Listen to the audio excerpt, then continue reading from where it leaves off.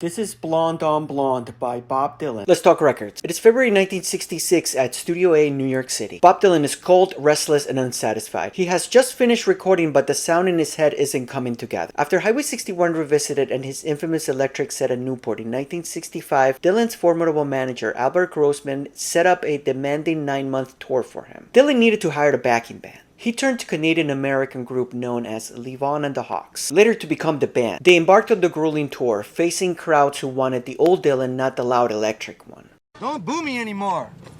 Don't boo me. God, that booing, I can't stand it. Produced by Bob Johnston, initial recordings for the album began in New York with the Hawks in 1965, but Dylan was dissatisfied with most of the results. The only track that made the cut was One of Us Must Know, Sooner or Later. The song became the first single released ahead of the album February 14th, 1966. Frustrated and against Grossman's wishes, Johnston suggested they move the sessions to Nashville. By the time he left for Nashville, only Robert Robertson and keyboardist Al Cooper followed. Levon Helm had already quit, fed up with the booing. In Nashville, everything clicked. Dylan worked faster, bringing in half-finished lyrics and building songs on the fly. Rainy Day Women number 12 and 35, the album's record opener and second single, was released March 22nd, 1966. Bob Johnston reportedly told Dylan that it sounded like a Salvation Army band. Dylan asked, "Can we get one?" The cryptic title was a workaround. Radio stations wouldn't play a song called Everybody Must Get Stoned. Dylan later said it wasn't meant to be a drug anthem. It was about being metaphorically stoned by his critics. Blonde on Blonde was released June 20th, 1966 on Columbia Records. It peaked at number 10 on both the US and the UK charts. The iconic blurry cover was shot by Jerry Schatzberg on a cold February in New York. Contrary to rumor, it wasn't meant to look drugged out. Dylan just liked the shot. On a curious note, the original gatefold sleeve included a 1963 photo of Italian actress